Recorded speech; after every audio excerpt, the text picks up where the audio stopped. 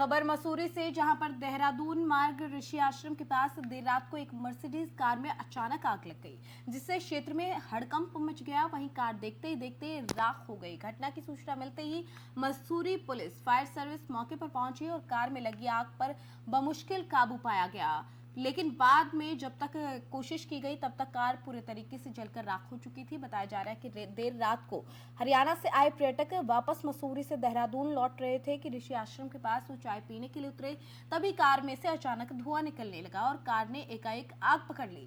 और गनीमत रही कि आग लगते समय कार में कोई भी सवार नहीं था। मसूरी पुलिस ने बताया कि कार पूरे तरीके से जलकर खाक हो गई है, पर घटना में किसी प्रकार की कोई जनहानि नहीं हुई। वहीं पूरे मामले की जांच भी की जा रही है। आपको बता दें कि मसूरी में देर रात ये पूरा मामला सामने आया, जहां पर ऋषि आश्रम के पास ये पर्यटक चाय पीने के लिए उतरे थे। गनीमत ये रही कि सब चाय पीने के लिए उतर गए थे, उसके बाद आग में धुआं निकलने लगा। धीरे धीरे ये धुआं एकाएक से आग में तब्दील हो गया। वहां पर एकदम से मर्सिडीज कार में आग लग गई। आग लगने के बाद कोशिश की गई इसे बुझाने की, लेकिन तब तक कार पूरे तरीके से खाक हो चुकी थी। आपको बता दें कि सबसे अच्छी बात इस पूरी घटना में ये रही कि कोई भी कार के अंदर मौजूद नहीं था जब वो लोग बाहर निकल चुके थे। पर्यटक जो हरियाणा से आए थे मसूरी घूमने के लिए, देहरादून की तरफ वापस जब वो जा रहे थे, उस वक्त ये पूरा हादसा हुआ और इस दौरान कोई भी कार में मौजूद नहीं था जब कार आग का गोला बनी और आग लगने से आसपास के इलाके में हड़कंप जरूर मच गया। आग को बुझाने की कोशिश की गई, लेकिन कार पूरे तरीके से जलकर खाक हो चुकी थी तब तक, लेकिन जनहानि नहीं हुई। ये गनीमत रही।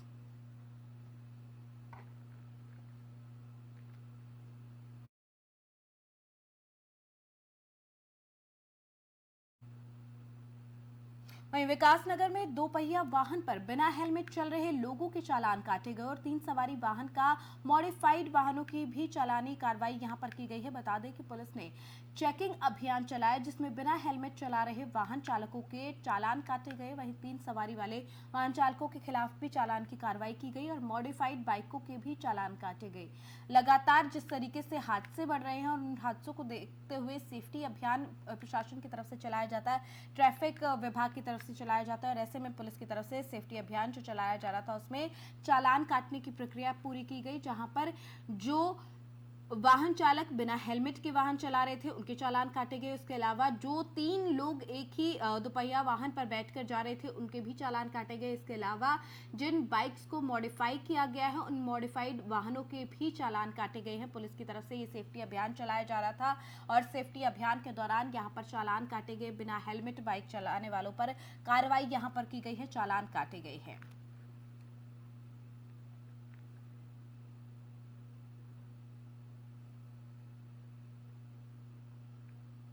वहीं उत्तरकाशी में ज्ञानजा मोटर मार्ग के डामरीकरण की मांग जो ग्रामीण कर रहे थे, उसको लेकर ग्रामीण पीएमजीएसवाई कार्यालय में मौन व्रत और अनिश्चितकालीन धरने पर बैठे हुए हैं। इस दौरान ग्रामीणों ने विभाग के खिलाफ जमकर नारेबाजी कर प्रदर्शन किया और विभाग से आवागमन को दुरुस्त करने की मांग भी की है। ग्रामीणों ने मौन व्रत और अनिश्चितकालीन धरना शुरू करते हुए विभाग के खिलाफ जमकर नारेबाजी की। ग्रामीणों ने कहा कि ज्ञानजा मोटर मार्ग पर डामरीकरण न होने से क्षेत्रीय ग्रामीणों को आवागमन करने में भारी दिक्कतों का सामना करना पड़ रहा है। उनका कहना है कि पिछले 2 साल डामरीकरण की मांग को लेकर विभाग सहित शासन प्रशासन को मौखिक और लिखित रूप से अवगत कराया गया, लेकिन कोई भी कार्रवाई अब तक नहीं हुई। वहीं ग्रामीण विपिन नेगी ने कहा कि ज्ञानजा मोटर मार्ग का किसानों को अब तक कर भुगतान भी नहीं हुआ, जिस कारण ग्रामीणों में भी काफी गुस्सा है, काफी नाराजगी इन ग्रामीणों में है।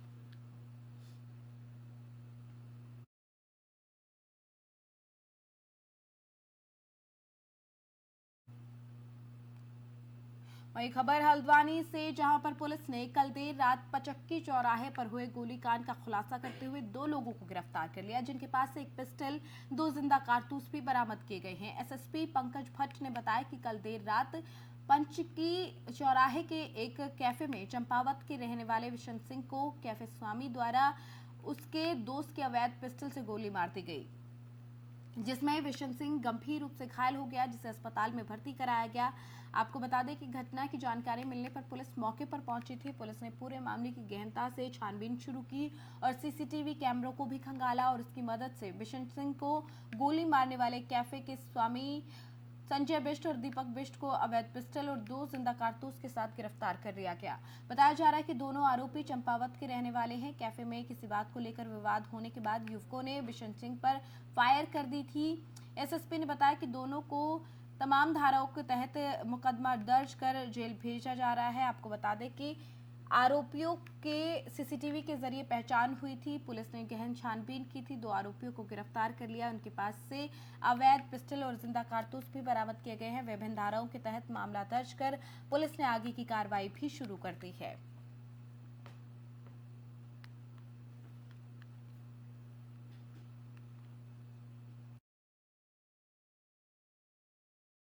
रात को एक घटना हुई थी जिसपे आपका इनके भाई विक्रम सिंह द्वारा एक तहरीर दी गई कि उसके भाई बिशन सिंह जिसका AM to PM बेकरी है, उसके यहाँ दीपक बिष्ट आपका दीपक और संजू बिष्ट बैठे हुए थे इनके साथ में, और कुछ और युवक थे।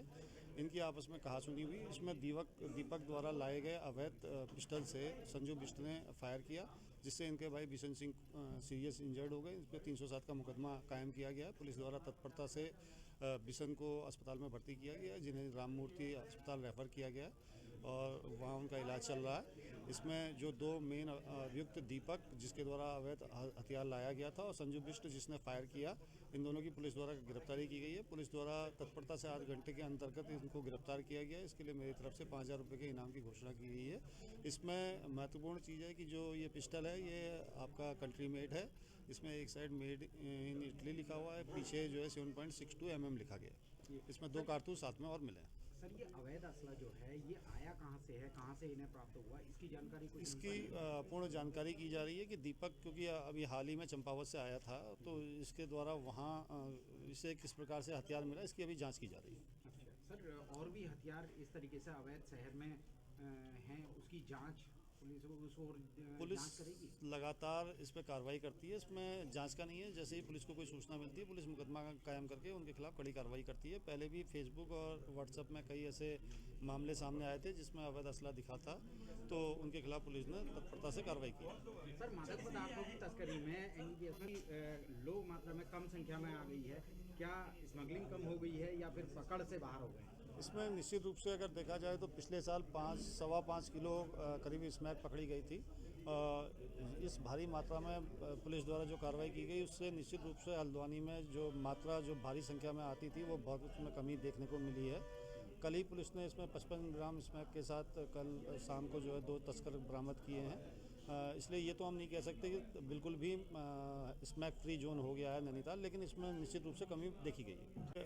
रात को एक वहीं एसएसपी हरिद्वार के निर्देश के बाद जनपद हरिद्वार में नशे के विरुद्ध पुलिस लगातार सख्ती से अभियान चला रही है। उसके साथ ही महिला सशक्तिकरण और नशे के खिलाफ पुलिस की तरफ से अभियान को लेकर साकार करने की जो अभियान को साकार करने की कोशिश पुलिस की तरफ से की जा रही है, उसमें गांव-गांव जाकर लोगों को जागरूक भी किया जा रहा है।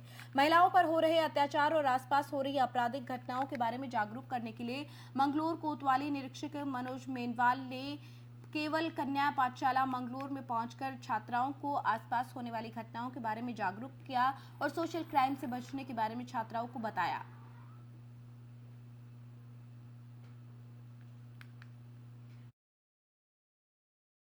मैं यहाँ स्कूल प्रबंधन और कपूर साहब जी के निवेदन पे स्कूल में आए थे। यहाँ बच्चियों की काफ़ी अच्छी स्ट्रेंथ थी। यहाँ जो बेटियाँ हैं इनको जो नारी सुरक्षा और गौरा शक्ति है, नशे के बारे में, और एक गुड सैमेट्रियन स्कीम है जो ट्रैफिक से संबंधित है, उसके बारे में इनको अवगत कराया और सामान्य विषयों पे भी इनसे बातचीत की गई। और इसमें साइबर के जो होने वाले अपराध हैं उनकी संभावना और उनकी जागरूकता के बारे में भी इनसे बात की गई। तो देख के बड़ा अच्छा लगा। बच्चे हमसे पहले ही जागरूक हैं, अच्छा उनकी तरफ से रिस्पॉन्स था, बहुत अच्छा अनुशासन था। और आगे भी स्कूलों में जा कर हम बच्चों को जागरूक करेंगे, क्योंकि यही एक कड़ी है कि ये जागरूक होंगे, आगे भी जागरूक करेंगे। एक तरह से हमारी एक ये वॉलंटियर फोर्स है। मैं यहाँ स्कूल वहीं मुख्यमंत्री पुष्कर सिंह धामी ने रिपब्लिक डे पर प्रथम स्थान प्राप्त करने वाली मानस खंड झांकी के हर एक कलाकार को 50-50 हजार रुपए देने की घोषणा की है। प्रथम स्थान प्राप्त होने पर मिली ट्रॉफी सूचना महानिदेशक बंशीधर तिवारी ने मुख्यमंत्री को भेंट की। बुधवार को मुख्यमंत्री आवास स्थित मुख्यमंत्री कैंप कार्यालय में झांकी के टीम लीडर संयुक्त निदेशक सूचना के.एस. चौहान के साथ झांकी के कलाकार मौजूद रहे। मुख्यमंत्री ने पहला स्थान मिलने पर प्रदेश के लिए सम्मान की बात इसे बताया और कहा कि इससे राज्य की समृद्ध लोक संस्कृति और धार्मिक विरासत को देश और दुनिया में पहचान मिली। बता दें कि सीएम धामी के मार्गदर्शन से ही मानस खंड पर आधारित झांकी प्रस्तावित की गई थी। श्री केदारनाथ और श्री बद्रीनाथ की तर्ज पर कुमाऊं के पौराणिक मंदिरों के लिए मानस खंड मंदिर माला मिशन योजना पर काम किया जा रहा है।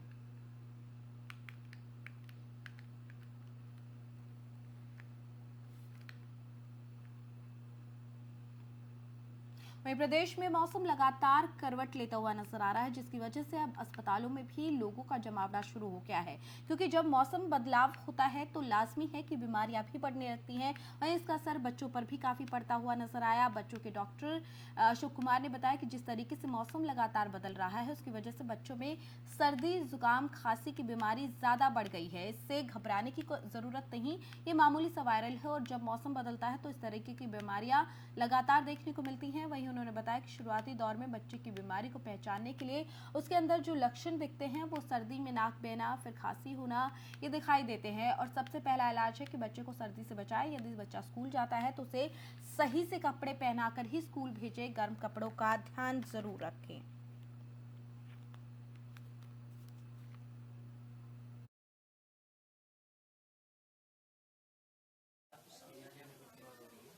अभी जो है मौसम चेंज होने की वजह से बच्चों में सबसे ज़्यादा दिक्कत आती है सांस की आती है। तो इसमें क्या होता है, जैसे जो बच्चे छोटे बच्चे होते हैं उसमें ठंडी हवा जब नाक के थ्रू फेफड़े में जाती है तो उसके वजह से सर्दी, खांसी, जुकाम बहुत ज़्यादा ही कॉमन है। तो बच्चों में कई बार फेफड़े में भी इन्फेक्शन हो सकता है, कई बार सर्दी, खांसी, जुकाम भी होता है। तो जस्ट इसमें यह है कि निमोनिया और सबसे ज़्यादा जो आते हैं बच्चे ज़्यादा बहुत सीरियस आते हैं तो निमोनिया होता है। अस्थमा वाले बच्चे को इसमें होता है कि जैसे ही उनको निबुलाइजेशन बार बार ऐसा हो सकता है कि भाप दिलाने की ज़रूरत पड़ती है। तो ये दो चीज़ें हैं कि सांस, सबसे ज़्यादा जो प्रॉब्लम होती है वो सांस की होती है। दूसरी होती है पेट की। कई बार डायरिया वाले भी ठंड की वजह से डायरिया भी होता है बच्चों में, तो वायरल डायरिया होने के चांस भी बहुत ज़्यादा रहते हैं। इसमें जस्ट आपको यही करना है कि बच्चे को ज़्यादा ठंड में बाहर नहीं निकालना है। जब भी आप स्कूल वगैरह या बाहर निकालते हैं तो कपड़े पहना के अच्छे से, टोपी, कैप वगैरह लगाइए, हाथ में दस्ताने पहनाएं, जरूर ये करें। चलिए, उत्तराखंड की खबरों में फिलहाल मेरे साथ इतना ही। आप देखते रहिए FM न्यूज़। नमस्कार।